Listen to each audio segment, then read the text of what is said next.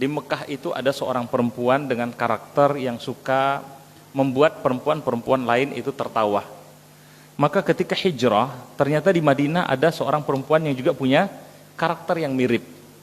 Baru beberapa waktu ya terjadi hijrah, maka dua orang ini sudah sedemikian dekatnya sampai Aisyah keheranan. Kata Aisyah, bagaimana mungkin kalian baru kenal tapi ternyata seakan-akan sudah bertahun-tahun kalian kenal. Maka Rasulullah mengatakan al-arwah kal junudum mujannadah.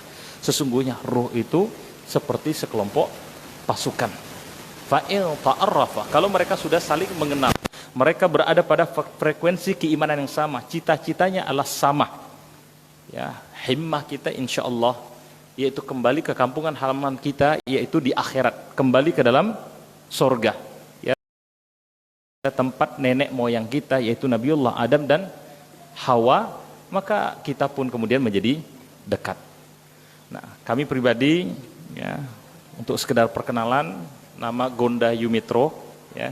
Sebenarnya pacaknya itu lebih lemak ngicik bahasa kita. Nak ngicik bahasa Bengkulu dulu memang sempat SMP. Nah, gitu SMP 5 Pagarewa, SMA-nya SMA 2. Cuman takut kecul nak ngicik ini. Lah agak ya, apa namanya? Lebih enak ngicik bahasa Inggris sebenarnya kayak ngicik bahasa dusun. Jadi kalau bahasa dusun masih fasih nian. Hanya bahasa Bengkulu, sebenarnya tadi itu nak ngicik ngisi kajian tak bahasa Bengkulu, tapi daripada kelamuan mikir ngicik apa iko, kalau ngicik bahasa Inggris insyaallah tidak apa-apa. Jadi apa namanya? SMA di SMA 2 tapi asalnya dari Tanjung Ganti 2 Padang Guci. Sejak tahun 2003 lulus dari SMA 2, melanjutkan pendidikan di UGM hubungan internasional, kemudian waktu itu ya sempat belajar di Ma'had Al-Ilmi itu sekitar Pogung ya, bersama Ustadz Abdul Twasikal, mungkin ada yang tahu, Ustadz Rahanul Bahrain dan lain-lain. Kemudian melanjutkan ke Ma'had Abdurrahman bin Auf AMCF. Baru kemudian ketika di India waktu S2 itu talaki dengan Syekh Ayyub ya, dan Syekh Ubaidur Rahman. Syekh Ayyub ini penghafal Kutubus Sittah, tapi guru yang hafal. Kalau murid salah-salah. Kemudian Syekh Ubaidur Rahman, beliau 18 tahun ya di Madinah, S1, S2, S3 di Madinah ya. Nah, habis itu melanjutkan S3 ya, meskipun memang kalau penelitian sebenarnya lebih banyak dalam bidang siasah, dalam bidang politik ya. Penelitian sempat di Trento di Italia, kemudian 6 bulan itu di Taiwan, dan keliling kalau di India mungkin ya hampir setiap tahun ya. Jadi memang fokus kami adalah siyasah syar'iyah. Jadi ilmu kajian politik Islam, jadi isu dunia Islam. Maka topik hari ini kita akan membahas bagaimana ya sebenarnya kita yang selesai dari bulan Ramadan ini sebenarnya menjadi modalitas penting bagi kita untuk kembali menuju kepada ya kebangkitan dari Islam, membangun peradaban dari umat ini. Nah, S3 kami di International Islamic University Malaysia, pembimbing ya Profesor Dr. El-Fatih Abdissalam, yaitu dari Sudan ya. Jadi biasa pembimbing ngomong bahasa Arab, tapi saya nulis itu pakai bahasa Inggris ya. Jadi hari ini kita akan bicara bagaimana Ramadan yang ya sudah kita lalui dan sedikit lagi ini tersisa bulan Syawal ya, yang seharusnya kita manfaatkan dengan baik. Karena beliau sallallahu alaihi wasallam telah bersabda ya, man shama Ramadan, siapa mereka yang berpuasa di bulan Ramadan, thumma ittaba'u bi sitta min Syawal, kemudian mereka mengikuti dengan puasa 6 hari di bulan Syawal. Dan para ulama mengatakan puasa 6 hari di bulan Syawal ini termasuk di antara bentuk keistiqomahan kita dalam melakukan ketaatan. Jadi orang yang ketaatannya diterima oleh Allah Subhanahu wa taala, maka dia dimudahkan oleh Allah untuk melakukan ketaatan berikutnya. Hal jaza al-ihsan illa al-ihsan. Tidaklah balasan kebaikan kecuali adalah kebaikan. Sampai kemudian Ibnu Rajab, beliau mengatakan min thawabi al-khaira ba'daha. Di antara balasan suatu kebaikan, maka Allah Subhanahu wa taala akan memudahkan orang ini untuk melakukan kebaikan berikutnya. Wa min jazai as-sayyi'ah, Dan di antara balasan bagi suatu kejelekan, as-sayyi'ah ba'daha, adalah kejelekan berikutnya. Maka para ulama membuat kaidah ini untuk masing-masing diri pribadi kita. Kalau kita ingin melihat apakah Ramadan kita ini termasuk Ramadan yang berhasil, Ramadan yang diterima oleh Allah Subhanahu wa taala, ataukah Ramadan yang berhasil membuat kita menjadi orang yang bertakwa, maka lihat keadaan kita setelah Ramadan. Karena kita tahu Allah Subhanahu wa taala memerintahkan kita berpuasa di bulan Ramadan. Wahai mereka orang-orang yang beriman, ya ayyuhalladzina amanu kutiba alaikumusiyam kama kutiba alal ladzina min qablikum. Diwajibkan atas kalian berpuasa sebagaimana diwajibkan atas orang-orang sebelum kalian, la'allakum tattaqun, agar kalian menjadi orang yang bertakwa. Para ulama mereka menjelaskan dalam Islam itu ada tertibuddin, ada tertib dalam agama. Yang pertama, level paling rendah ya dalam beragama, tentu ya setelah kita masuk dalam agama yang hak yaitu Islam, itu adalah menjadi seorang muslim. Menjadi muslim itu cukup dengan zahir. Ada orang misalnya telah mengucapkan asyhadu alla ilaha illallah wa asyhadu anna muhammadar rasulullah, maka saksikanlah bahwa orang ini adalah saudara muslim kita. Dan seorang muslim berarti sudah haram darahnya, haram hartanya untuk kita ganggu, karena dia adalah seorang muslim. Tapi menjadi seorang muslim itu tidak cukup. Kita harus berusaha menjadi orang yang beriman. Karena apa? Tidak semua orang muslim mereka adalah orang yang beriman.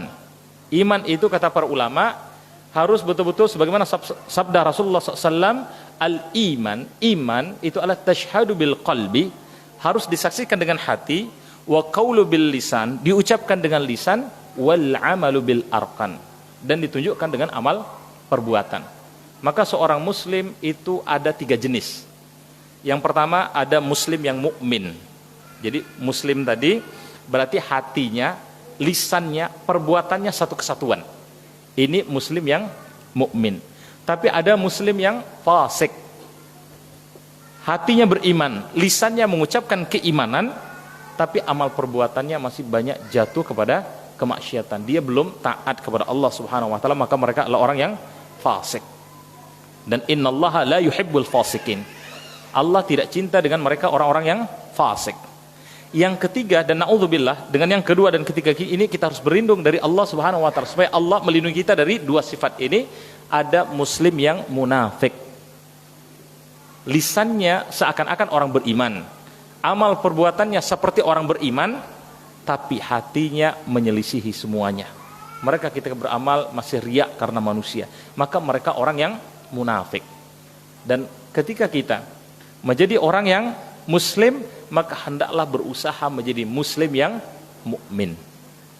Makanya Allah Subhanahu wa taala menggambarkan qalatil a'rabu, berkata mereka orang-orang Badui, amanna, kami telah beriman, kata orang-orang Badui. Maka Allah perintahkan Rasulullah untuk mengatakan kul, katakan kata Allah, lam tu'minu, kalian belum beriman, walakin qulu aslamna, tapi ucapkan cukup bahwa kami telah Islam.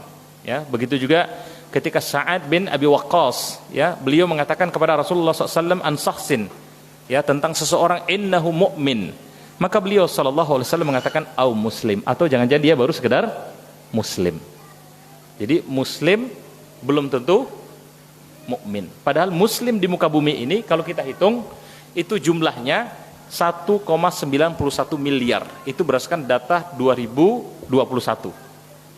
Jadi 1,9 miliar, dan penduduk di muka bumi ini sekitar 7,6 miliar. Jadi kebanyakan di antara manusia memang adalah orang-orang yang sesat. Jadi mereka adalah muslim cuman 1,9 miliar. Dan muslim yang mukmin wallahu taala a'lam. Jadi kita harus berusaha tadi termasuk menjadi orang yang mukmin. Nah, mukmin pun ternyata digambarkan oleh beliau sallallahu alaihi wasallam bahwa sesungguhnya al-iman bid'un wa sab'una syu'batan. Iman itu ada 70 cabang atau 70 tingkatan. Artinya orang beriman itu levelnya macam-macam. Ada yang rendah, ada yang tinggi, ada yang sedang. Makanya beliau mengatakan a'laha syahadatun alla ilaha illallah. Iman yang paling tinggi yaitu kalimat la ilaha illallah. Kalau seseorang itu betul-betul dalam hidupnya tidak ada yang dia sembah dengan hak kecuali hanya kepada Allah Subhanahu wa taala. Ini iman yang paling tinggi. Sementara wa'adnaha yang paling rendah adalah imatatu al-adza anit thariq. Kalau dia mencegah gangguan itu dari jalan. Jadi seorang mukmin itu adalah man amana al-akhar biwa'iqiha, yaitu seseorang yang membuat orang lain itu merasa aman dari sikap dan tingkah lakunya. Itu orang mukmin. Maka orang mukmin tidak membuat orang misalnya khawatir sendalnya hilang. Karena semua orang mukmin, kalau dia misalnya ada suatu urusan, dia tidak khawatir akan dizalimi oleh orang lain, karena orang mukmin tidak mungkin berani ya dengan tindakan kezaliman. Dia sadar bahwa sesungguhnya setiap yang kita lakukan akan dimintai pertanggungjawaban di hadapan Allah Subhanahu wa taala.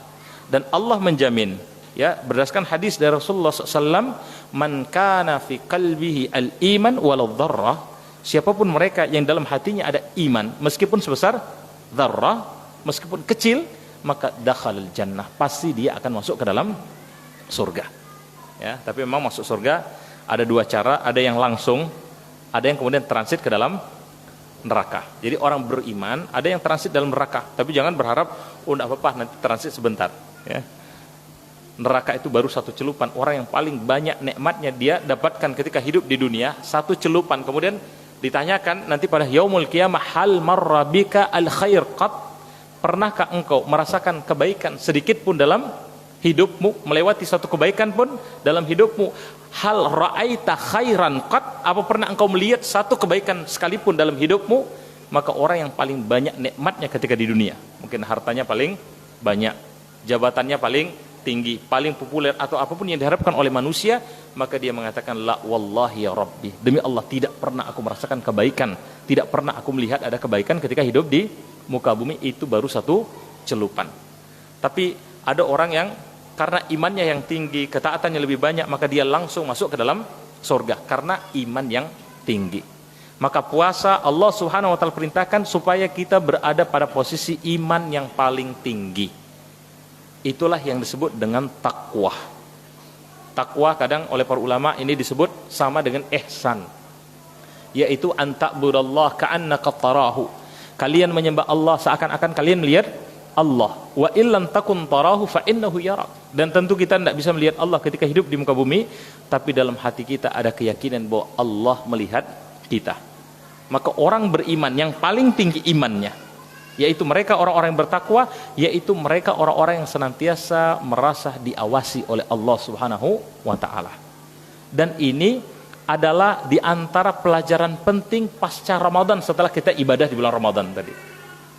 Jadi pelajaran pertama, Allah Subhanahu wa taala dengan Ramadan tadi memerintahkan supaya kita itu senantiasa merasakan ihsan, diawasi oleh Allah Subhanahu wa taala.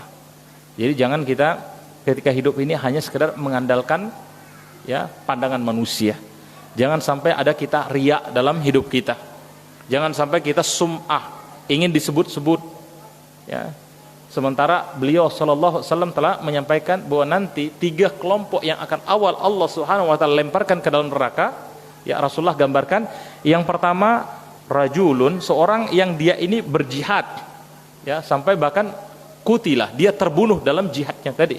Maka ketika ditanyakan oleh Allah Subhanahu wa taala atas nikmat yang Allah berikan kepada dia, orang ini mengatakan, sesungguhnya aku telah terbunuh di jalan engkau. Tapi Allah katakan, faqad kadzabta, engkau dusta. Ya, walakin qatalta liyuqal jari.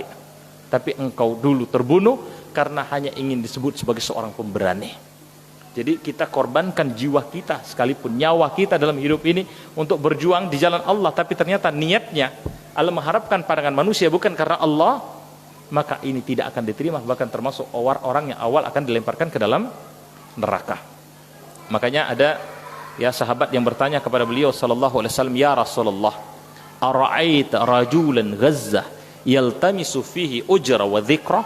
Wahai Rasulullah, kata sahabat tadi, bagaimana pandanganmu kalau ada orang dia berjuang di jalan Allah, tapi ternyata ketika berjuang tadi dia mengharapkan balasan dari manusia dan dia ingin disebut-sebut oleh orang lain? Maka Rasulullah mengatakan, ma'indahu syai', orang ini tidak akan dapat apa-apa. 3 kali beliau SAW mengatakan orang ini tidak akan mendapatkan apa-apa. Kemudian beliau SAW mengatakan, innallaha la yaqbilu minal amal, sesungguhnya Allah Subhanahu wa taala tidak akan menerima suatu amalan illa ma kana lahu khalisan wa bataghu bihi wajhahu. Allah tidak akan menerima suatu amalan kecuali amalan itu adalah ikhlas dan hanya mengharapkan wajah dari Allah Subhanahu wa taala. Jadi amalan pertama harus sesuai dengan tuntunan Rasulullah SAW, baru kemudian kita juga harus ikhlas. Ada amalan yang ikhlas tidak sesuai tuntunan Rasulullah, tidak akan diterima. Ada amalan yang sesuai tuntunan Rasulullah SAW tapi tidak ikhlas, bahkan terbunuh. Atau ada orang yang berinfak, ya, padahal ini termasuk di antara sedekatun jariyah. Mau bangun masjid tapi hanya ingin disebut, misalnya ketika Masjid Abu Bakar mau ya dibangun, dia berikan sumbangan yang banyak, cuman dia bangga kalau disebut-sebut, oh si fulan memang sudah membantu sekian banyak. Atau kalau tidak disebut, dia merasa kok nama saya tidak disebut. Padahal orang yang ikhlas, kata para ulama, yaitu mayyaktim hasanatahu kama yaktim sayyi'atahu. Orang yang sudah bisa menyembunyikan kebaikannya sebagaimana dia bisa menyembunyikan kejelekannya. Orang yang ikhlas yaitu orang-orang nisyan nadharul khalqi biddawam an-nadhar ilal khaliq. Orang yang sudah bisa melupakan pandangan manusia demi mengharapkan pandangan dari Khaliq, yaitu zat yang telah menciptakan. Jadi manusia ini, tadi kita ngobrol-ngobrol dengan ya Bang Rizky dan teman-teman, ya, kita dalam hidup ini, Imam Syafi'i membuat kaidah. Kata beliau, la salamatan min kalamin nas. Tidak akan ada seorang pun dalam hidup ini yang selamat dari ucapan manusia. Jadi orang baik, nah itu ada yang ngomong. Jadi orang jahat, ada yang akan komentar. Kadang baik, kadang jahat juga akan dikomentari oleh orang. Artinya kita tidak mungkin akan pernah mendapatkan redha dari manusia.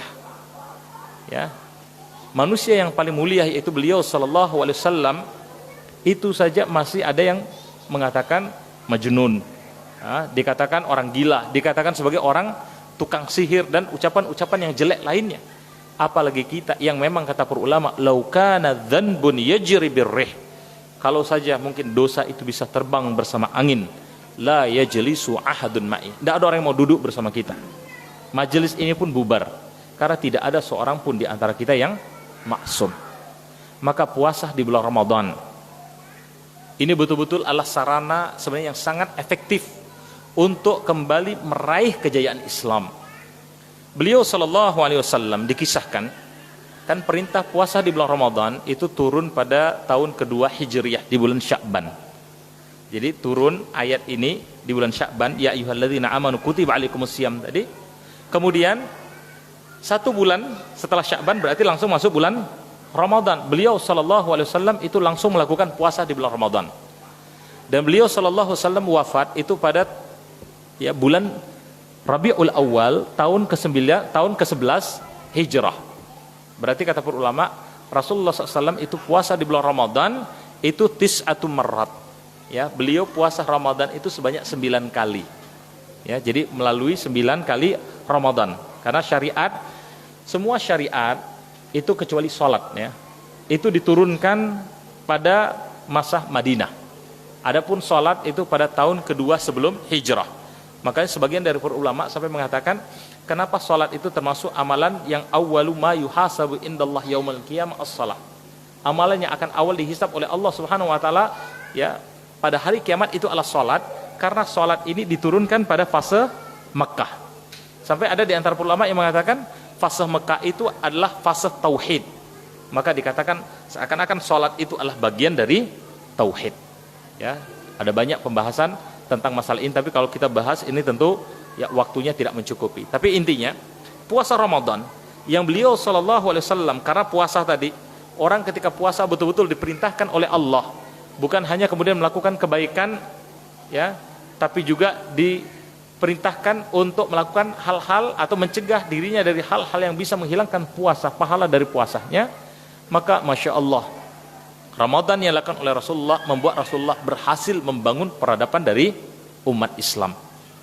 Ya, jadi umat Islam itu dipuji oleh Allah Subhanahu wa taala pada masa beliau SAW itu sebagai umat yang terbaik. Ya, kuntum khaira ummatin ukhrijat linnas. Kamu adalah ya umat yang terbaik yang dikeluarkan di antara manusia. Ta'muruna bil ma'ruf wa tanhauna 'anil munkar. Kalian beriman kepada Allah, kalian mencegah orang dari yang mungkar. Wa tu'minuna billah, dan kalian beriman kepada Allah Subhanahu wa taala. Jadi peradaban Islam luar biasa pada waktu itu. Meskipun jumlah mereka, kalau kita lihat itu sahabat beliau SAW dalam berbagai kisah itu jumlahnya hanya lebih sedikit dari 100.000 kalau di total. Jadi kalau penduduk Bengkulu di total mungkin kita sampai 2 juta ya. Atau mungkin kota Madia saja ini kemungkinan lebih dari 100.000 sahabat Rasulullah SAW dari fase Mekah sampai kemudian fase ya Madinah. Beliau SAW wafat, termasuk baik sahabat yang tadi mereka hidupnya sampai akhir hayat Rasulullah atau mungkin yang sudah meninggal terlebih dahulu sebelum Rasulullah wafat, itu jumlahnya ya hanya lebih sedikit dari 100.000. Jadi tidak terlalu banyak, tapi Allah puji. Dan bahkan kalau kita baca misalnya dalam kisah atau dalam sirah nabawiyah, maka Masya Allah sampai sekarang sangat banyak inspirasi yang bisa kita ambil ya. Kami ya di Malang itu sedang membahas kitab ini sudah lebih hampir 2 tahun ya. Tapi kita bayangkan mungkin karena apa 1 bulan itu cuma 2 kali membahas untuk kitab ini, itu mungkin 10 tahun tidak selesai. Akhlakun Nabi wa adabuhu. Kitab akhlak Nabi dan adabnya. Bagaimana beliau sallallahu alaihi wasallam itu berinteraksi dengan para sahabat. Ya, kelembutan beliau, keberanian beliau, kecerdasan beliau, diplomasi yang beliau SAW lakukan dan seterusnya. Yang Masya Allah itu sangat luas, dan inspirasi itu bisa kita lihat dari generasi-generasi yang dilahirkan oleh beliau sallallahu alaihi wasallam dengan tarbiyah nabawiyah untuk membangun peradaban umat Islam pada waktu itu. Kita lihat misalnya dikisahkan waqad kana aktsaru hamalatul Islam al-awail fi awwaliz zaman. Ya, di antara yang paling banyak membawa ya panji-panji Islam pada awalnya ketika Islam ini sampaikan diutusnya Rasulullah SAW, yaitu minasyabab, mereka itu adalah para pemuda. Jadi sahabat-sahabat tadi kalau kita baca kisahnya tidak selesai. Abu Bakar As-Siddiq radhiyallahu anhu lam yatajawwazu as-sabi'a wa thalathin. Beliau mulai menjadi pembela Islam itu ketika usianya 37 tahun. Umar bin Khattab radhiyallahu anhu, beliau dikisahkan masuk ke dalam Islam itu usianya sabi'a wa ishrin, umur 27 tahun. Ya, yang kisahnya sangat fenomenal. Ya, Umar bin Khattab itu ya ingin membunuh beliau sallallahu alaihi wasallam, sangat benci dengan Islam. Tapi hidayah ini milik Allah. Allah may yahdihillah fala mudhillalah. Siapa yang Allah berikan petunjuk, tidak ada yang bisa menyesatkan.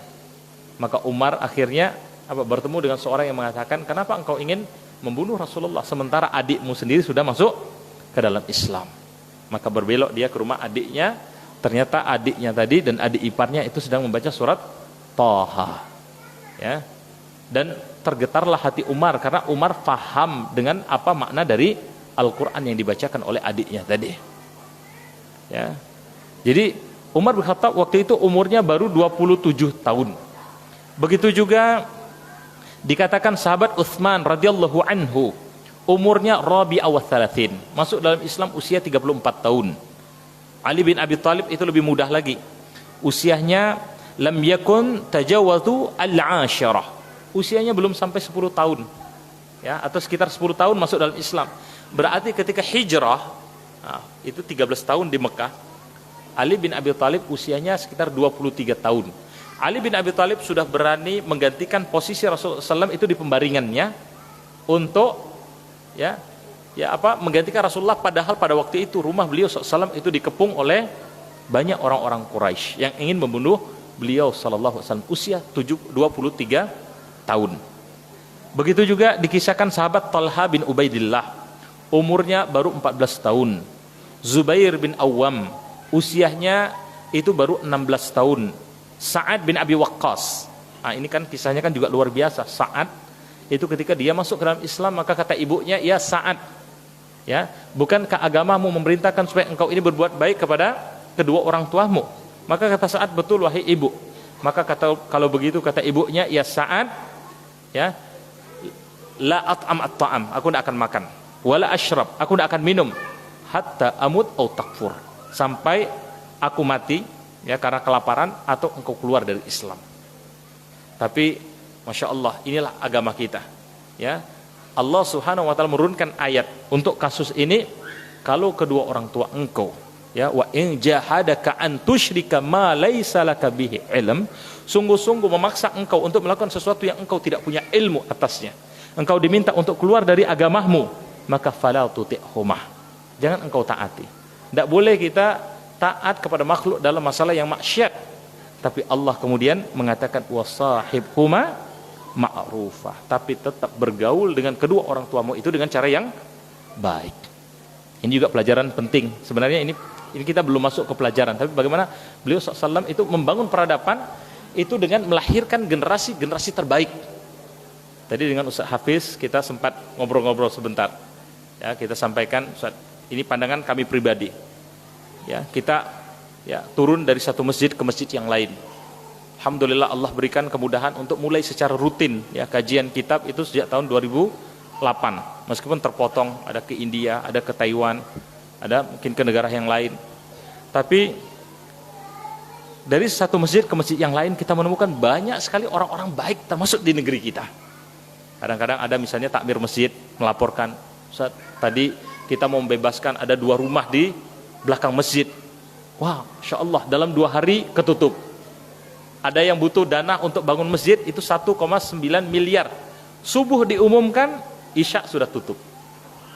Bahkan kami pribadi itu dengan teman-teman, alhamdulillah sejak tahun 2020. Sebenarnya ini dimulai sebelum kami S3. Itu ada seseorang ya yang kaya itu datang bolak-balik. Saya ini intinya ingin mewakafkan ya. Beliau punya belasan rumah. Kata beliau, tolong diambil salah satu rumah saya, gunakan untuk dakwah. Cuman kita tahu kalau wakaf, maka ini kan tidak boleh berkurang dan harus dijaga sampai hari kiamat dan tidak boleh dimiliki secara pribadi.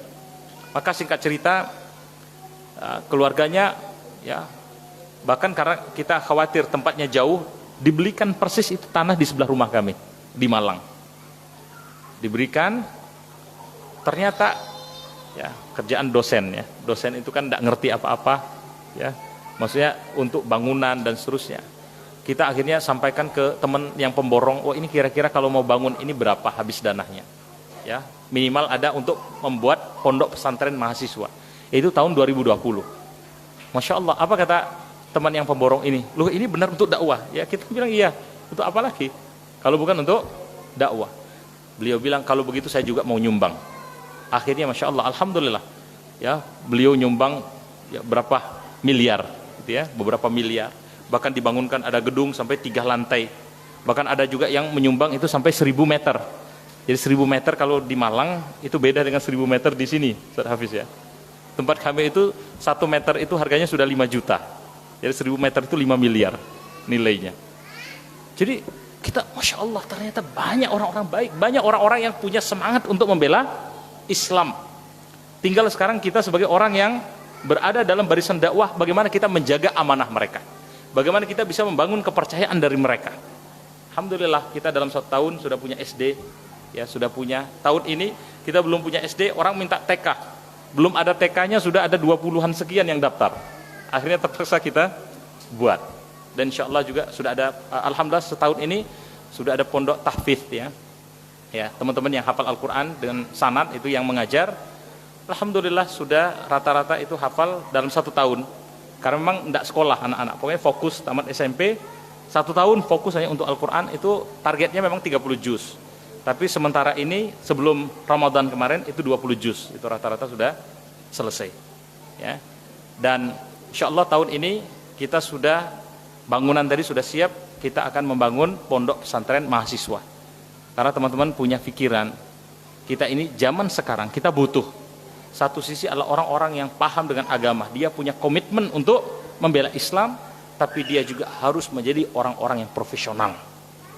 Jadi jangan sampai kita, maaf kadang-kadang pendidikan kita sekarang ini, ya kita perhatikan itu masuk ke dalam 2 kubu sekularisme. Satu sisi di Malang misalnya kita lihat itu ada sekolah-sekolah, wah anak-anak SD itu fasih berbahasa Inggris mereka, sudah seperti native, ya. Tapi muatan agamanya sangat minim. Sehingga kita khawatir mereka mungkin nanti akan kuliah S2, S3, ke luar negeri, mereka jadi orang-orang profesional, ya, tapi mereka tidak punya bekal agama.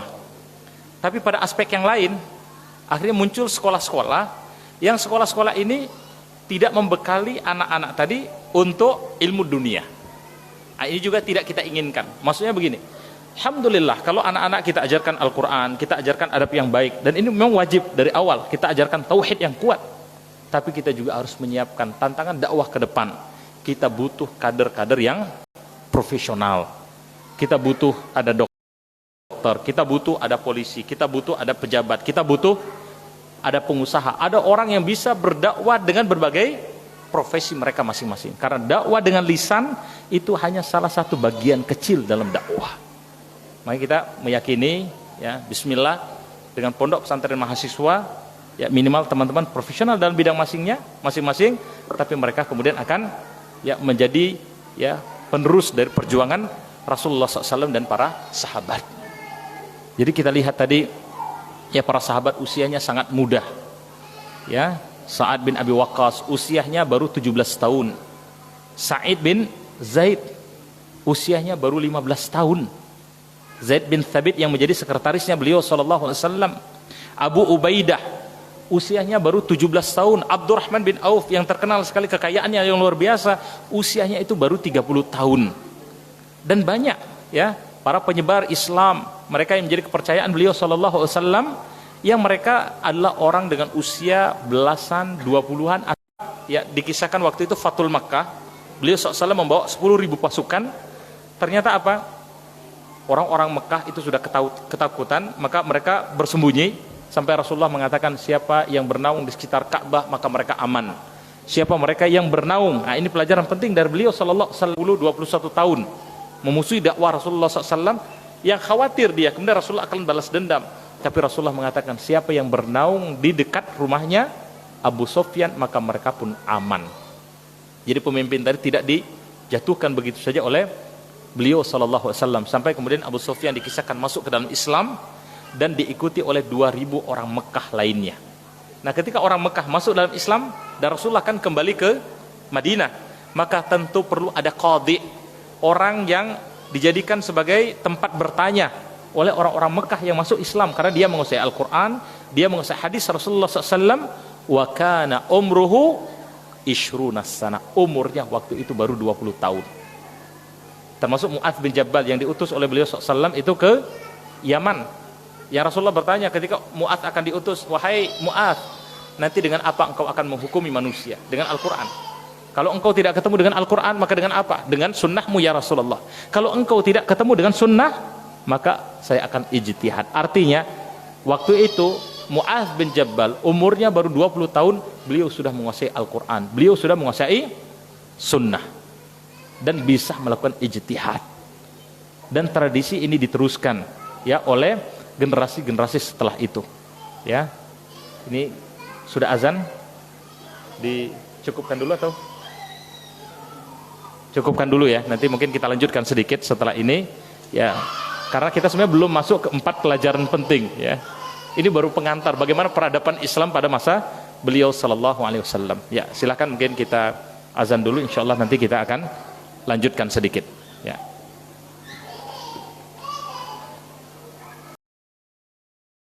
Masukan dari, ya, orang-orang Mekah yang masuk ke dalam Islam tadi.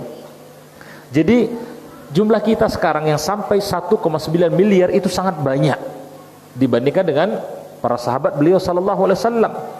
Tapi Rasulullah kemudian mengatakan, walakinnakum ghutha'u kaghutha'is sail, tapi banyaknya kalian saat itu seperti buih. Nah, kita tahu buih terombang-ambing seakan-akan tidak punya pendirian, sampai kemudian kata Rasulullah, Allah pun mengambil rasa sungkan dari musuh-musuh kalian, bahkan pada hati kalian itu telah terkena dengan penyakit al-wahan, yaitu, ya, wa ma al-wahn ya Rasulullah, apakah al-wahan itu wahai Rasulullah? Hubbud dunya wa karahiyatul maut. Di tengah umat ini kenapa Islam mundur? Karena mulai dalam diri kita ini muncul terlalu cinta dengan dunia, padahal dunia tidak mungkin kemudian akan, ya, bertambah atau berkurang rezeki kita kecuali apa yang memang Allah telah tetapkan untuk kita. La yamutu sahsan hatta yakmilallahu alaihi rizqahu. Seseorang itu tidak mungkin akan mati sampai jatah rezekinya itu dicukupkan oleh Allah. Wa karahiyatul maut, dan banyak di antara kaum muslimin yang terlalu takut dengan kematian. Padahal kematian itu fa idza jaa ajaluhum, kalau memang sudah tiba waktunya, la yastakhiru sa'atan wa la yastaqdimun, tidak bisa dimundurkan meskipun sesaat dan tidak bisa dimajukan. Artinya apa? Kenapa masyarakat muslim pada saat itu mereka sudah takut dengan kematian, mereka terlalu cinta dengan dunia, padahal ini adalah sesuatu yang pasti, tidak mungkin ya berubah, sudah ada tetapan takdirnya. Ini gambaran bagaimana lemahnya iman kaum muslimin di akhir zaman. Makanya ma'asyiral muslimin rahimani wa rahimakumullah, di antara pelajaran penting ini sebenarnya tadi baru pembuka ya, tapi karena malam kita sampaikan poin-poinnya saja ya, tidak mungkin penjelasannya panjang ini bisa sampai subuh ya, itu pun belum selesai kalau di kampus 1 semester.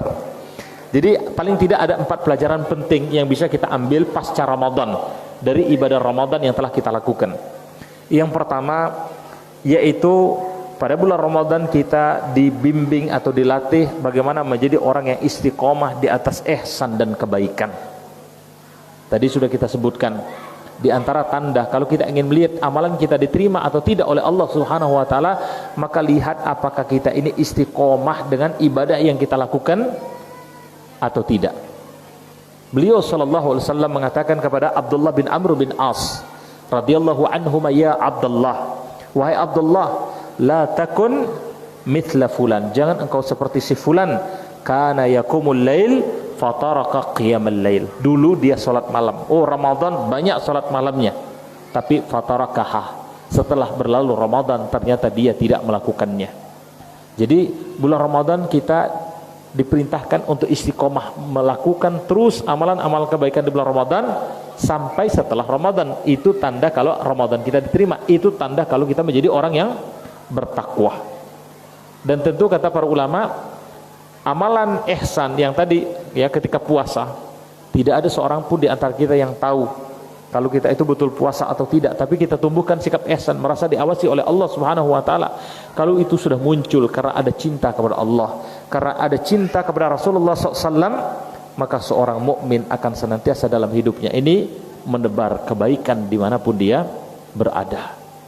Jadi ini pelajaran pertama ya, dan ini kata para ulama tidak mungkin bisa kita lakukan kecuali kita punya tauhid yang kuat. Makanya dakwah tauhid itu sampai beliau SAW melakukan sampai 13 tahun itu fokus hanya urusan tauhid. Bagaimana kita kenal dengan Allah, bagaimana kita kenal dengan Rasulullah SAW, bagaimana kita faham dengan rukun iman, bagaimana kita faham dengan rukun Islam, sehingga betul-betul dalam diri kita muncul semangat mencintai Allah, semangat mencintai Rasulullah SAW, sebagaimana halnya para sahabat. Ini kalau dikisahkan ya, cinta para sahabat terhadap Rasulullah SAW itu sangat panjang. Sampai-sampai Abu Sufyan ketika dia belum masuk dalam Islam, kata Abu Sufyan, aku tidak pernah melihat, kata Abu Sufyan, seseorang yang lebih mencintai orang lain sebagaimana para sahabat mencintai Rasulullah SAW. Ya, Umar bin Khattab dia mengatakan, wahai Rasulullah, aku mencintai engkau melebihi segala sesuatu kecuali diriku.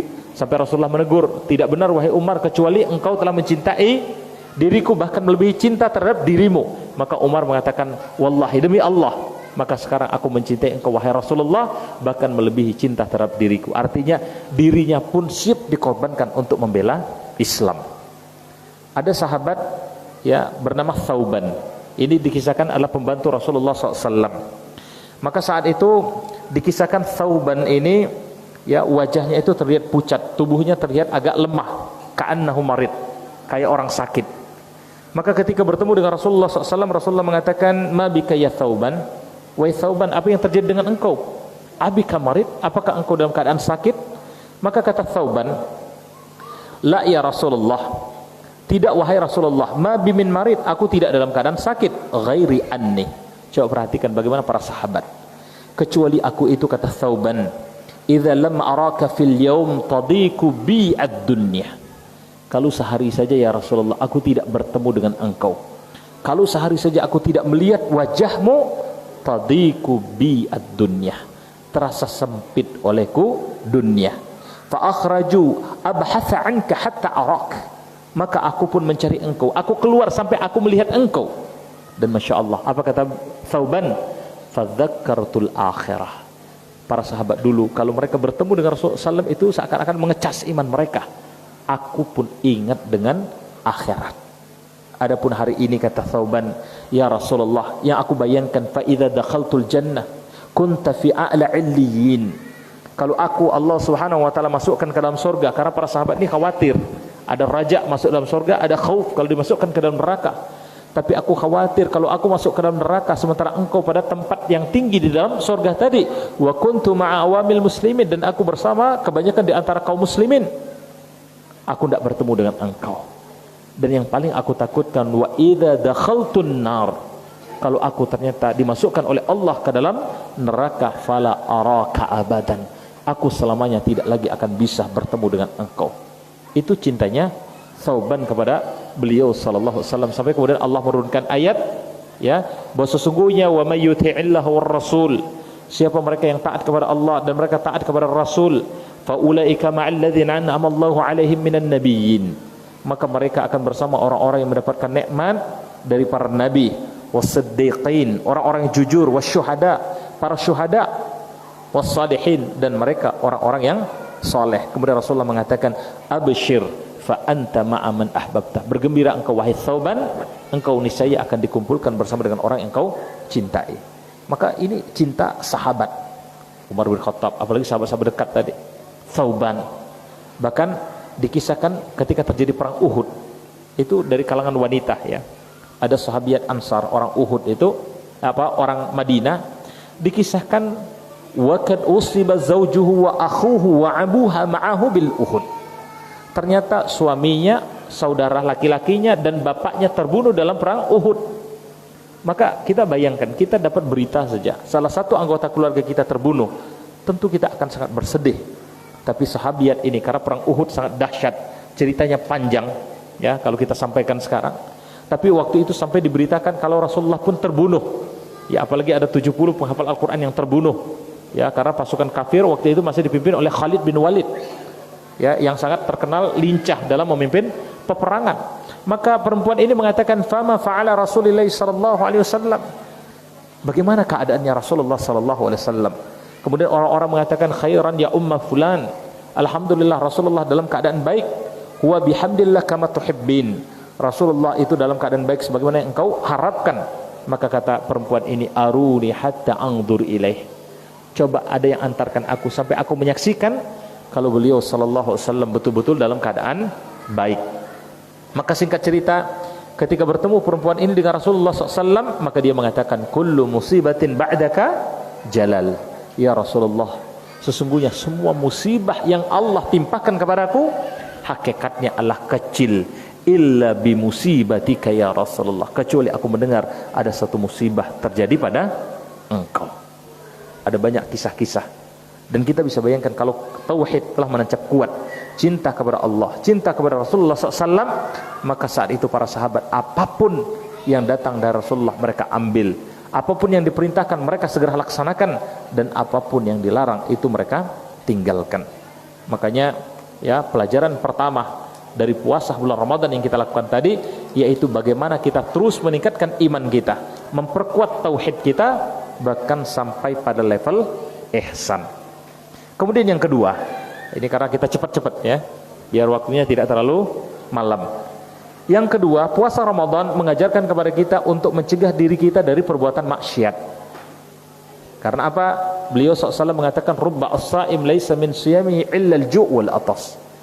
Betapa banyak orang-orang yang berpuasa tidak mereka dapatkan dari puasanya kecuali hanya rasa lapar dan haus saja. Artinya beliau SAW menginginkan kita berpuasa itu bukan cuman tidak melakukan hal-hal yang membatalkan puasa. Kemarin kita berpuasa bukan cuma sekedar tidak makan, tidak minum. Kalau yang sudah menikah, tidak berhubungan suami istri pada siang di bulan Ramadan, atau tidak hijamah berbekam pada siang hari, atau tidak muntah dengan sengaja. Tapi Rasulullah juga perintahkan supaya kita mempuasakan seluruh anggota tubuh kita dari hal-hal yang bisa menghilangkan pahala puasa. Karena beliau SAW bersabda, man lam yada' qaula zur wal 'amalu bih, siapa mereka yang tidak bisa mencegah dari ucapan yang jelek atau amalan yang jelek Ya, wal jahl atau kejahilan di bulan Ramadan. Ada malam Lailatul Qadar tidak dimanfaatkan dengan sebaik-baiknya untuk dia kejar. Maka sesungguhnya kata beliau SAW, falaisallahu hajatan fi ayyadha ta'amihi wa syarabihi. Allah tidak punya hajat terhadap puasa orang ini. Artinya apa? Kita diperintahkan bagaimana betul-betul menjaga diri kita dari maksiat. Ya, lisan kita, tangan kita, mata kita, apapun anggota tubuh tadi, jangan sampai kita melakukan maksiat. Karena hakikatnya maksiat itu kata para ulama, itu mematikan hati. Setiap maksiat yang kita lakukan kata beliau SAW, itu akan menyebabkan ada noktah hitam pada hati kita. Sampai bahkan kemudian bisa jadi noktah hitam tadi itu menjadi hati tadi, kalau kita kemudian terus dengan maksiat menjadi gelap hati kita karena hitam tadi. Wahiyar ron, dan ini yang disebut sebagai ron, sebagai pembatas. Kemudian beliau SAW mengatakan, kallah bal rana ala qulubihim ma kanu yaksibun. Sekali-kali tidak, sesungguhnya pada hati mereka itu ada pembatas.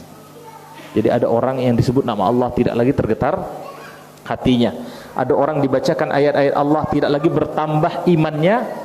Ya, kenapa? Karena sudah ada pembatas, ada qaswah, ada karat dalam hatinya. Yang para ulama mereka mengatakan, tidaklah ada suatu cobaan yang paling berat bagi seorang hamba illa qaswatil qalbi, kecuali kalau hati itu sudah berkarat karena banyak maksiat yang dia lakukan.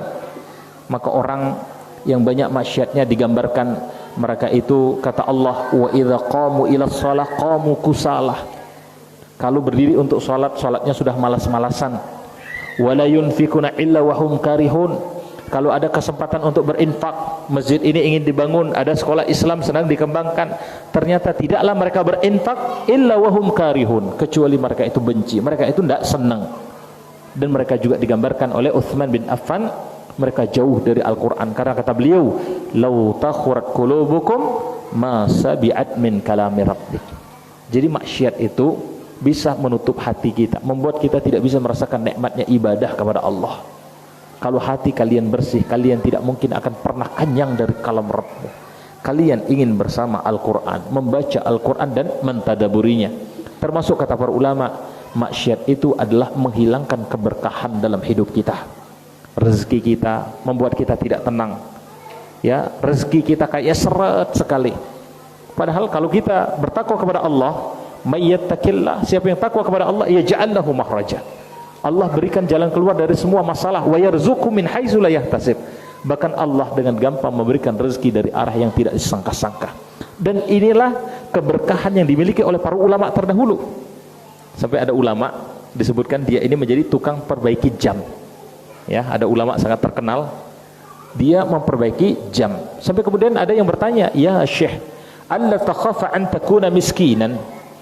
Kamu kan ulama besar, ulama dunia.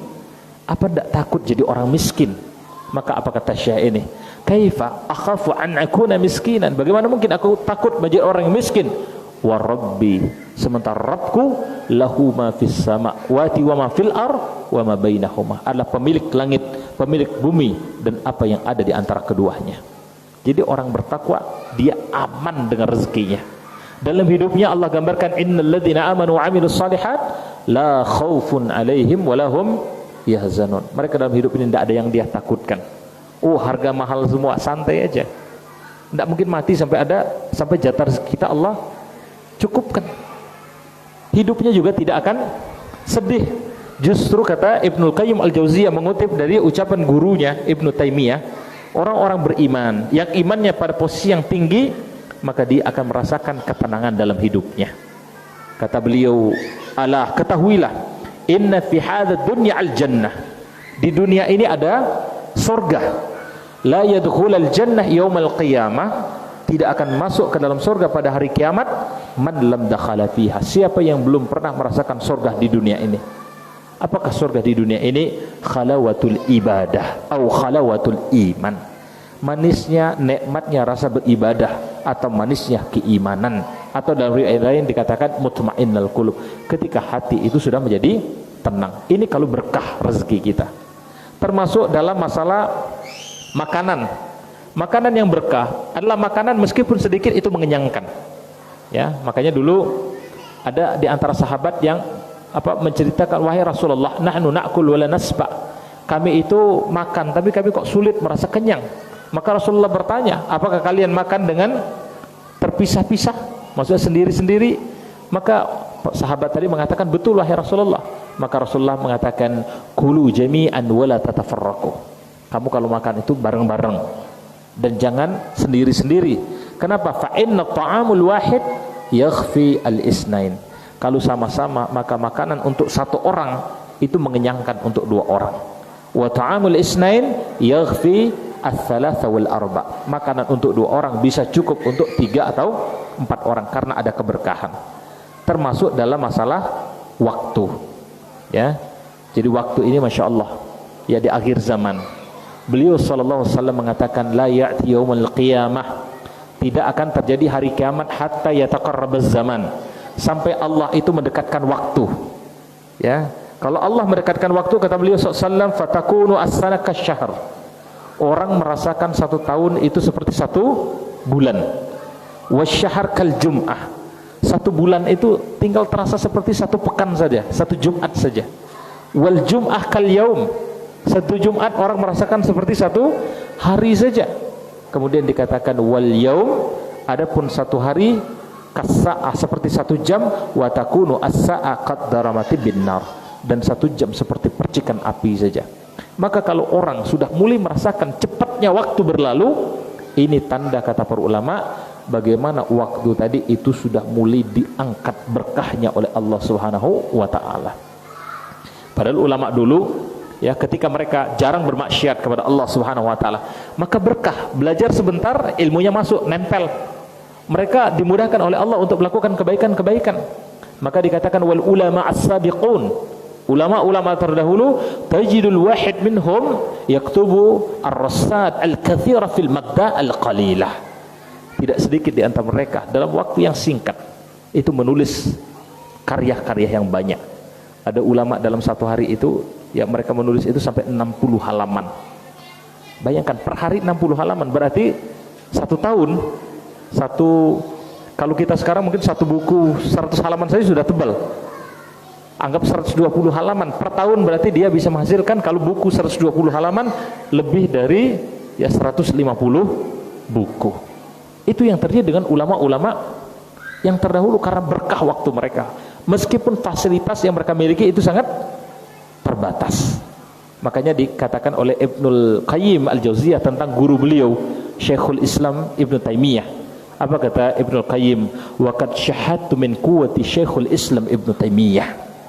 Aku telah menyaksikan bagaimana kekuatan dari Ibnu Taimiyah. Kata beliau, fi sananihi, ya, wa kalamihi, dalam sunan-sunannya dan dalam ucapannya, wa iqdamihi, dalam berdirinya, wa kitabihi amran ajiban. Begitu juga dalam kemampuan ketika menulis sesuatu yang sangat ajaib. Fakana yaktubu fil yaum. Ibnu Taimiyah, kata Ibnul Qayyim, menulis dalam 1 hari minat tasnif, ya, dengan karya-karyanya, ma yaktubuhu an-nasih fil jum'a au aktar. Apa yang ditulis oleh, ya, penterjemah-penterjemah itu dalam waktu 1 Jumat atau bahkan lebih. Jadi sehari dia sama dengan karya orang yang memang sudah pakar itu dalam 1 pekan. Kenapa bisa begitu? Karena waktu yang berkah. Maka di sini dikatakan fahuwa taqarrabu al-ma'nawi wa laysa bihaqiqi. Jadi makna waktu didekatkan oleh Allah Subhanahu wa taala dalam hadis Rasulullah SAW tadi itu bukan makna hakiki. Maksudnya, oh berarti apa matahari itu jadi lebih cepat berputarnya? Bukan, kata para ulama. Tapi maknawinya. Jadi waktu Rasulullah dulu tetap 24 jam seperti kita. Hanya saja keberkahannya itu yang berbeda.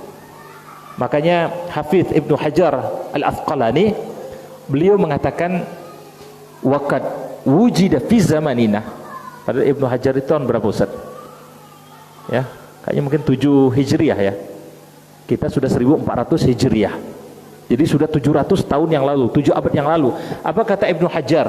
Waqad wujida fi zamanina hadza. Kita telah menemukan pada zaman kita sekarang ini, fa innana najidu min sur'ati marratil ayyam. Yaitu bagaimana cepatnya berlalu hari-hari, malam yakun najiduhu fil asri alladzi qabla asrina haza, yang tidak dirasakan oleh orang-orang sebelum kita. Jadi 7 abad yang lalu saja Ibnu Hajar itu sudah merasakan cepatnya waktu berlalu, maka bagaimana dengan kita sekarang? Habis Ramadan, tiba-tiba kayaknya sudah mau Idul Adha. Nanti tidak lama Idul Adha, tiba-tiba sudah mau Ramadan lagi. Tiba-tiba kematian sudah ada di depan mata kita. Maka supaya waktu kita barakah, bulan Ramadan, pasca Ramadan ini mengajarkan kepada kita jangan pernah berani melakukan maksiat. Karena maksiat itu menghilangkan keberkahan. Kemudian yang ketiga, ya, karena yang pertama tadi senantiasa ihsan, berbuat baik, merasa diawasi oleh Allah. Kemudian yang kedua, jauhkan diri kita dari maksiat, hal-hal yang bisa menghilangkan pahala dalam puasa kita. Jangan berani maksiat. Kemudian yang ketiga, puasa bulan Ramadan yang kita lakukan dulu itu harus kita teruskan. Ya, sebagai bukti kalau ibadah kita diterima oleh Allah Subhanahu wa taala, yaitu bagaimana Ramadan itu memperkuat ukhuwah dan semangat berjamaah. Jadi di bulan Ramadan, Masya Allah, kita belajar misalnya ya membangun kebersamaan. Ada banyak ibadah-ibadah yang kita lakukan secara bersama-sama. Ada buka puasa bersama, ada sholat berjamaah, bahkan bukan hanya yang wajib, juga dengan sholat-sholat sunnah. Ada yang melakukan tadarus, ada taklim dan seterusnya. Ini adalah upaya kita membangun kebersamaan, dan beliau sallallahu alaihi wasallam membangun peradaban di tengah umat ini itu juga dengan membangun jamaah, menyatukan kita antara yang kaya dengan yang miskin. Di bulan Ramadan itu diusahakan membangun empati sosial. Jangan sampai kita tidak bisa berempati dengan mereka, orang-orang yang tidak mampu, sehingga muncul perasaan kasih sayang terhadap saudara-saudara kita. Dan ini perintah Allah supaya kita betul-betul merasakan persaudaraan. Maka ya, setelah Ramadan berlalu, kita diperintahkan wa'tasimu bihablillahi jami'an wala tafarraqu. Hendaklah setiap kita ini bersatu, semuanya di atas jamaah, di atas agama Allah. Wala tatafarraqu, ya, wala tafarraqu, dan jangan kalian bercerai-berai. Ya, jangan kita ini bermusuh-musuhan satu dengan yang lain. Ya. Alaikum bil jamaah. Hendaklah kalian, kata beliau SAW, di atas jamaah. Wa iyyakum wal furqah, dan jauhkan diri kalian dari perpecahan. Fa inna syaitan ma'al wahid wa hum minal isnain aba'an. Syaitan itu senang dengan yang menyendiri, dan terhadap orang yang berdua itu jauh. Intinya ya, semangat kebersamaan, semangat ukhuwah Islamiyah ini harus kita bangun. Para ulama ini mereka membedakan antara ikhtilaf itu dengan iftiraq. Pada tahun 2020 ya, awal ketika mau Covid itu, kita sempat ikut majelisnya Syekh Shalih Al-Utsaimin di Madinah. Jadi pada waktu itu ketika membahas tentang ya usul fiqh, ya usul fikih, maka beliau memberikan nasihat. Dan ini Masya Allah nasihat yang luar biasa. Kata beliau, saya tahu bahwa dalam majelis ini yang hadir ini bukan hanya dari Saudi, ada yang dari Asia Tenggara ini dengan mazhab Syafi'i yang mayoritas, ada yang dari ya Asia Selatan dengan mayoritas mazhab Hanafi, ada yang dari Afrika itu dengan mayoritas mazhab Maliki. Ya, maka pertama kata beliau, kami nasihatkan kepada antum semua supaya antum belajar mazhab mayoritas yang ada di tengah masyarakat. Maksudnya apa? Ini untuk keperluan dakwah. Karena perbedaan dalam mazhab, perbedaan fikih itu adalah khilaf, sesuatu yang tidak boleh membuat kita ini bercerai-berai, membuat kita ini seakan-akan bukan bersaudara. Hanya saja kata beliau, karena waktu kita yang terbatas, maka tentu pada kesempatan ini kita hanya akan membahas tentang mazhab ya Hambali, ya, dan mayoritas memang pesertanya adalah dari Arab. Maka dari sini, ma'asyarul muslimin rahimani wa rahimakumullah, kata para ulama, berarti apa? Fala yajuz lil muslim ay yatafarraqu fi dinihim. Tidak boleh bagi kita ini untuk berpecah belah dalam agama kita. Ya, karena agama kita ini agama tauhid. Ya. Inna ummatukum ummatan wahidah. Umat kalian ini adalah umat yang satu. Wa ana rabbukum fa'budun, dan aku adalah Rabb kalian, maka sembahlah aku. Maka dalam tauhid, dalam akidah, ya, dalam urusan rukun iman, rukun Islam, tentu kita harus sama. Kalau sudah berbeda, maka ini yang disebut dengan firaq. Kita mengakui Allah hanya satu, ternyata ada orang mengakui Tuhan selain Allah, berarti firaq. Ada orang ya mengatakan setelah Nabi Muhammad ada nabi yang lain, berarti beda akidahnya dengan kita. Ada orang tidak mengakui Al-Quran ini ya mushaf Utsmani ini sebagai mushaf yang asli. Kata mereka, oh ini sudah dirubah, maka berarti ini beda secara pokok dengan kita. Ya. Tapi kalau ada kemudian perbedaan-perbedaan yang hanya sebatas perbedaan fikih, maka kita harus berlapang dada. Karena para ulama sejak dulu itu memang sudah berbeda pendapat. Maka puasa di bulan Ramadan dengan kebersamaan tadi melatih kita pertama untuk memperluas ilmu kita, wawasan kita. Dan bagaimana kita juga menampilkan akhlak yang baik dalam bersaudara. Jadi selama misalnya ada dalilnya dari Al-Quran dan Sunnah, ini kalau disebutkan ada banyak sekali perbedaan-perbedaan fikih. Nanti insya Allah mungkin Ustaz Hafiz yang menjelaskan. Nah, perbedaan fikih, persoalan kita mengambil salah satu pilihan. Oh, saya lebih mantap dengan ini fikihnya, itu tidak ada masalah. Tapi jangan sampai kemudian perbedaan fikih ini menyebabkan ya akhirnya kita berpecah belah. Karena sesungguhnya innamal mu'minuna ikhwatun. Sesungguhnya semua mukmin itu bersaudara. Contoh sederhana saja misalnya dalam salat. Ya, kan salat itu kan dimulai dari takbir, dihalalkan dengan salam. Tahrimuhu bitakbir wa tahlilu bis salam. Ketika membaca Al-Fatihah ada yang jahar, ya bismillahnya ada yang sir. Ini jangan, wah ini kayaknya beda kelompok dengan kita. Tidak perlu itu. Bahkan hatta waladhdallin. Nah, ini waktu kami awal di India. Ya, teman-teman yang dari Indonesia karena baru datang, amin. Ternyata mazhab Hanafi aminnya itu disirkan. Ya. Jadi kita dijaharkan. Tapi perbedaan ini tidak perlu kemudian menyebabkan kita merasa ada ghis, ada tidak senang, kebencian dengan saudara muslim yang lain. Mau turun ketika sholat, ada mungkin dengan tangan kanan, dengan tangan yang dulu turun, ada yang kaki, tidak ada masalah, itu perbedaan furu'.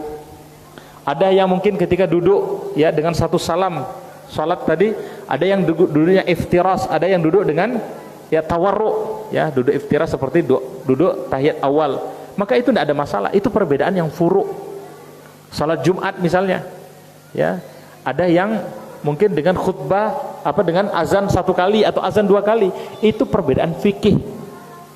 Karena beliau SAW memang telah menyampaikan, kata beliau, may ya'ish minkum min ba'di, siapa di antara kalian yang hidup sepeninggalku fasayyara ikhtilafan katsira, kalian memang akan menemukan perbedaan yang banyak. Maka saat itu alaikum bisunnati, hendaklah kalian pegang teguh sunnahku, wa sunnati khulafa'ir rasyidin al-mahdiyyin min ba'di, dan sunnahnya para khulafa'ir rasyidin yang telah mendapatkan petunjuk sepeninggalku. Ternyata kalau kita cek, keduanya punya dalil.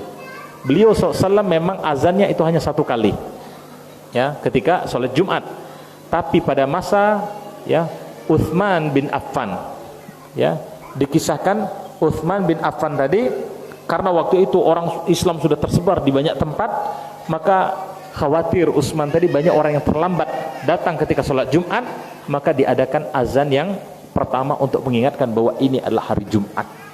Sama halnya seperti sholat malam, ada yang ya 11 rakaat, ada yang sampai 23 rakaat. Itu juga perbedaan furu', jangan sampai membuat kita berpecah belah. Ini spirit yang dituntunkan.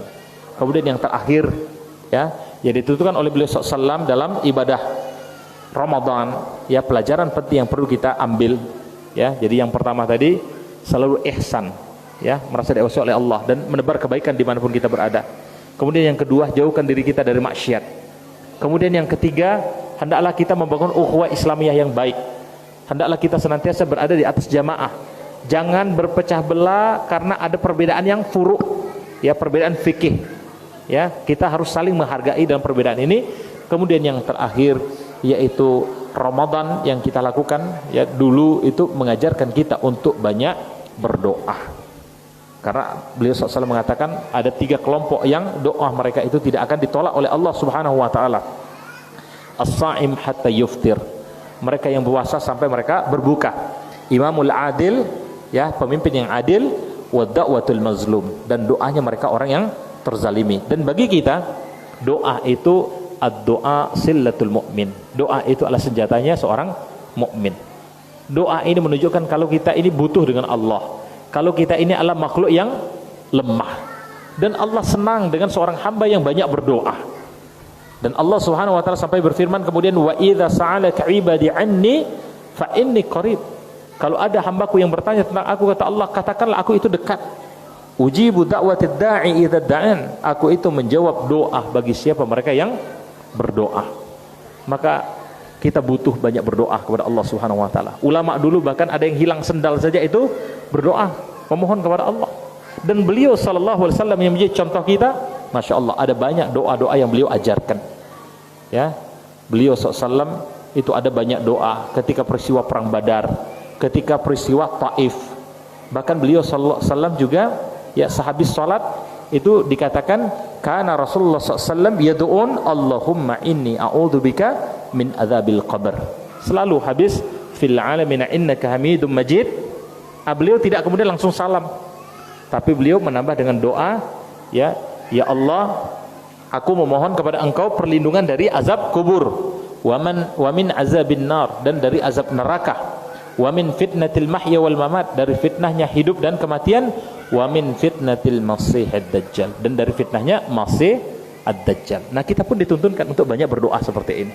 Ya, ada banyak doa-doa yang jelas intinya kita ini ya harus betul-betul menjadikan doa ini sebagai senjata kita dalam keadaan apapun.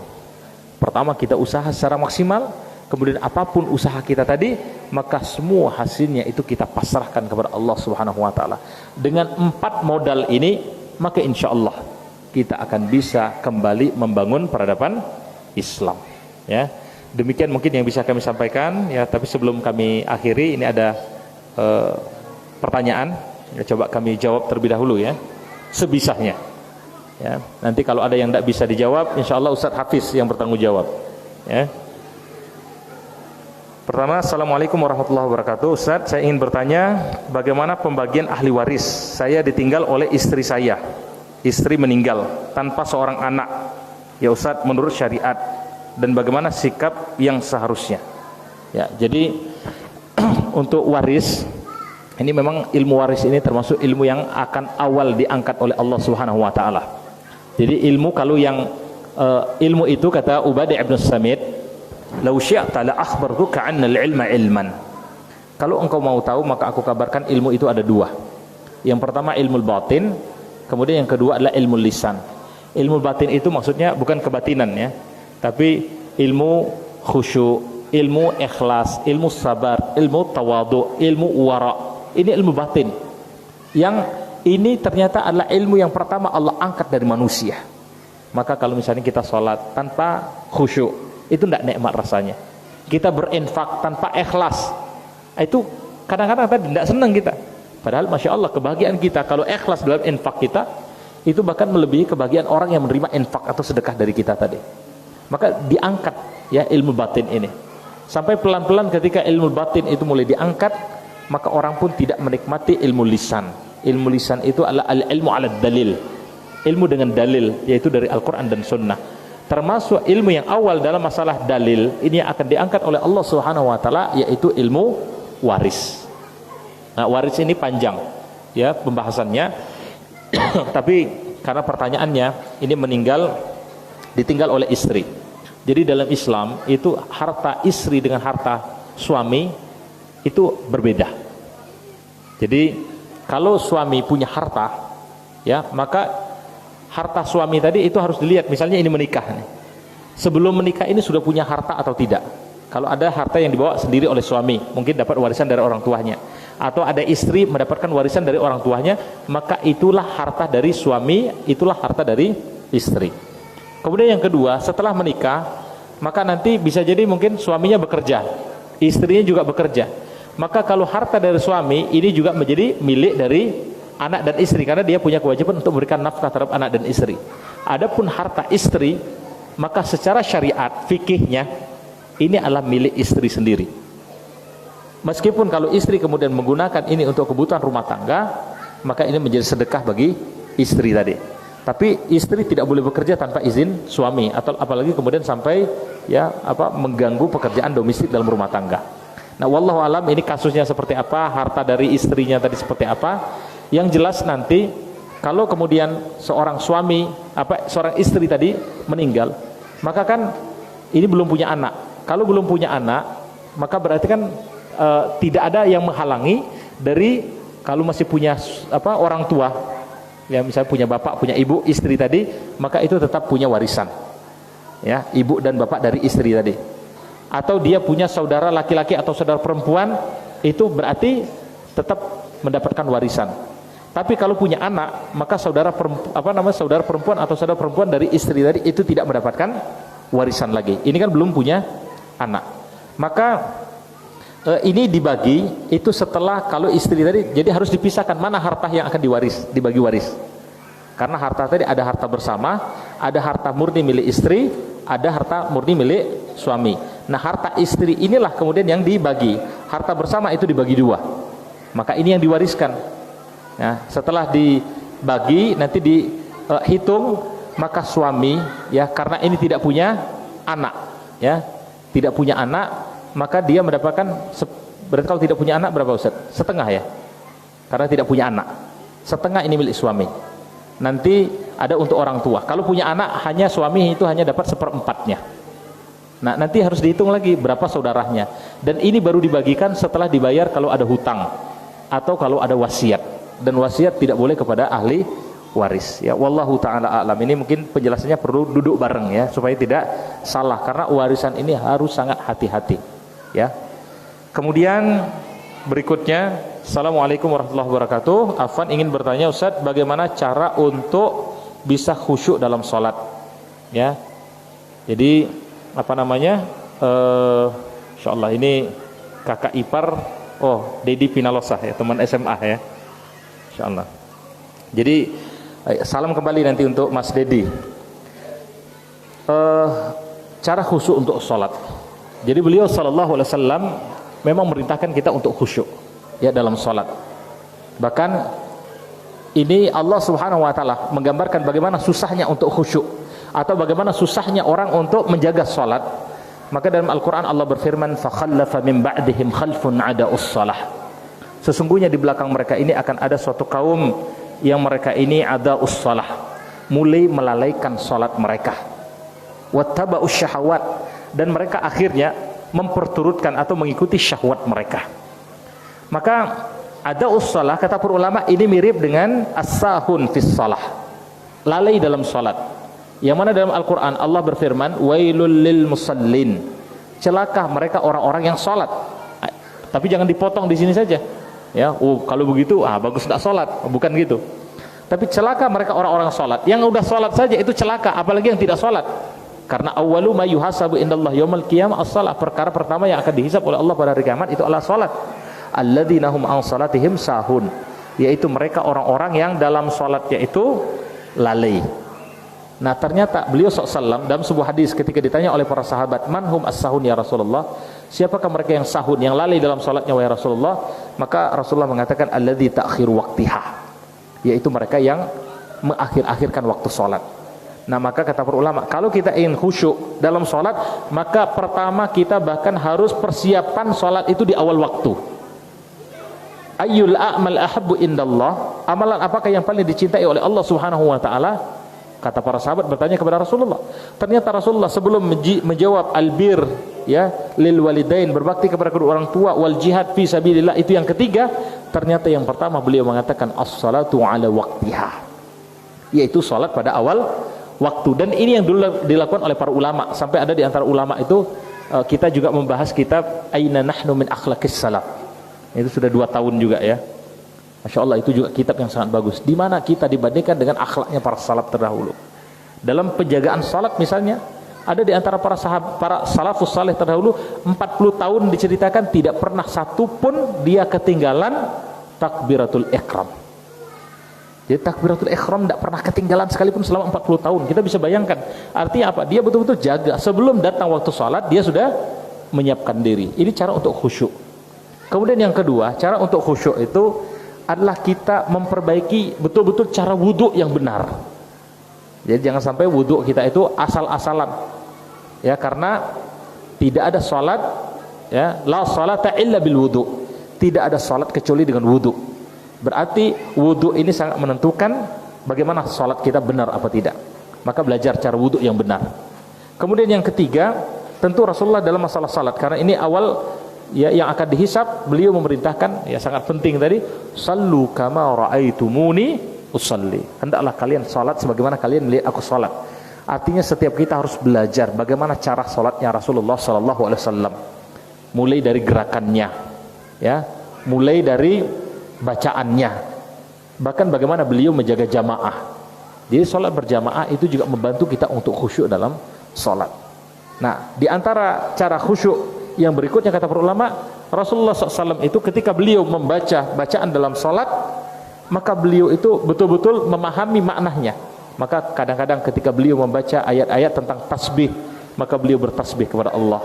Ketika ada ayat-ayat tentang takbir, maka beliau bertakbir kepada Allah. Artinya apa? Salat itu kita perlu memahami makna dari bacaan salat.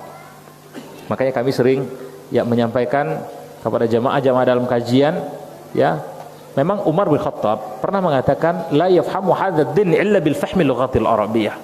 Tidak bisa kalian, kata Umar, sempurna memahami agama ini kecuali dengan memahami bahasa Arab. Tapi kan tentu tidak semua kita mungkin punya kesempatan, punya waktu, ya, ke lapangan untuk belajar bahasa Arab. Meskipun insya Allah 1 tahun kalau rutin setiap hari itu bisa minimal untuk baca kitab gundul, asal punya semangat yang kuat dan punya guru yang tepat. Tapi minimal yang perlu kita lakukan adalah kita belajar makna dari bacaan salat kita. Jadi jangan sampai kita bolak-balik misalnya mengatakan Allahu Akbar. Seharusnya hati kita bisa mengikuti. Bayangkan bahwa sungguh Allah yang maha besar. Tapi kalau kita tidak paham, maka bolak-balik kita bilang Allahu Akbar, tapi kita masih sombong. Kita ucapkan Sami Allahu liman hamidah. Kalau hati kita paham apa makna yang kita ucapkan, maka kita katakan sesungguhnya Allah yang maha mendengar, bagi Allah segala pujian. Artinya apa? Kita akan jaga lisan kita. Jadi salat ini akan punya pengaruh yang besar. Ya, kita ucapkan Ar-Rahman Ar-Rahim, Allah yang maha Rahman, Allah memberikan rezeki bagi semua makhluk. Berarti dalam diri kita muncul keyakinan, ada apa-apa aman, tidak mungkin mati kita sampai jatah rezeki kita Allah cukupkan, tidak perlu cari yang haram. Karena kita yakin Ar-Rahman, Allah Maha Pengasih. Jangankan orang mukmin, orang kafir saja, apa kata beliau SAW? Lau kana ad-dunya ta'dilu indallah bi'audatil bawda. Kalau dunia ini ada nilainya di sisi Allah, meskipun sebesar sayap lalat, maka la yu'ti al-kafir walau zarabatan ma. Orang kafir itu tidak Allah beri minum meskipun hanya 1 tetes air. Artinya apa? Allah ini Maha Rahman, semua dikasih rezekinya. Sampai binatang melatah sekalipun. Jadi kita muncul keyakinan aman rezeki dan yang penting kita usaha. Yang Rasulullah katakan lau tawakkaltum kama tawakkalu at-thair. Kalau kalian bertawakal kepada Allah sebagaimana tawakalnya burung-burung, maka niscaya Allah akan memberikan rezeki kepada kalian sebagaimana halnya burung-burung tadi. Ya, wallahu taala alam. Masih banyak sebenarnya cara-cara khusyuk. Tentu intinya kita harus belajar cara salat. Kita banyak membaca sirah Nabawiyah, sirah ulama-ulama terdahulu, sehingga muncul motivasi bagi kita terus untuk memperbaiki salat kita. Ya, dan tentu tadi sebagaimana kita sampaikan, doa itu adalah senjata kita. Kekuatan seorang mukmin itu ada pada doa. Maka mohon kepada Allah Subhanahu wa taala, mudah-mudahan kita semua dimudahkan untuk khusyuk dalam salat kita. Kita istiqomah sebagaimana doa kita ihdinas siratal mustaqim, ya di atas Islam dan iman sampai wafatnya kita nanti. Ya, demikian yang bisa kami sampaikan. Mohon maaf atas segala kekurangan. Ya, mudah-mudahan insyaallah kita bisa ketemu lagi pada lain kesempatan. Ya, kita akhiri. Subhanakallahumma wabihamdika asyhadu an la ilaha illa anta astaghfiruka wa atubu ilaih. Assalamualaikum warahmatullahi wabarakatuh.